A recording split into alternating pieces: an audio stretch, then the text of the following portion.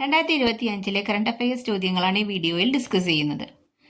ദക്ഷിണേന്ത്യയിലെ ആദ്യ ഹരിത hydrogen plant നിലവിൽ വരുന്നത് എവിടെയാണ്? നെടുമ്പാശ്ശേരി എയർപോർട്ടിന് സമീപം. ദക്ഷിണേന്ത്യയിലെ ആദ്യ ഹരിത ഹൈഡ്രജൻ പ്ലാന്റ് നിലവിൽ വരുന്നത് നെടുമ്പാശ്ശേരി വിമാനത്താവളത്തിന് സമീപത്താണ്. 2024 സംസ്ഥാന ചലച്ചിത്ര അവാർഡ് നിർണയത്തിനുള്ള ജൂറി ചെയർമാനായി തിരഞ്ഞെടുത്തത് ആരെയാണ്? പ്രകാശ് രാജിനെയാണ്. 2024 സംസ്ഥാന ചലച്ചിത്ര അവാർഡ് നിർണയത്തിനുള്ള ജൂറി ചെയർമാനായി തിരഞ്ഞെടുത്തത് നടൻ പ്രകാശ് രാജിനെയാണ്.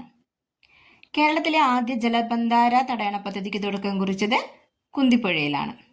കുന്തിപ്പുഴയ്ക്ക് കുറുകെയാണ് കേരളത്തിലെ ആദ്യ ജലബന്ധാര തടയണ പദ്ധതിക്ക് തുടക്കം കുറിച്ചത്.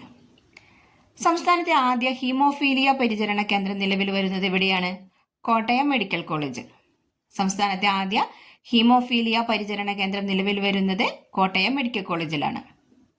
2026 ലോകകപ്പ് ഫുട്ബോളിന്റെ ഔദ്യോഗിക പന്തിന്റെ പേര് എന്താണ്? ട്രയോണ്ട.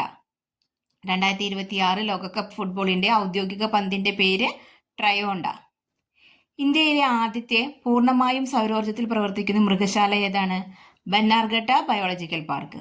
ഇന്ത്യയിലെ ആദ്യത്തെ പൂർണ്ണമായും സൗരോർജ്ജത്തിൽ പ്രവർത്തിക്കുന്ന മൃഗശാല ബന്നാർഘട്ട ബയോളജിക്കൽ പാർക്ക്. ഇന്ത്യയിലെ ആദ്യത്തെ ഡിജിറ്റൽ ഗ്രീൻ വിമാനത്താവളം ഏതാണ്? നവി മുംബൈ വിമാനത്താവളം. ഇന്ത്യയിലെ ആദ്യത്തെ ഡിജിറ്റൽ ഗ്രീൻ വിമാനത്താവളം നവി മുംബൈ വിമാനത്താവളം.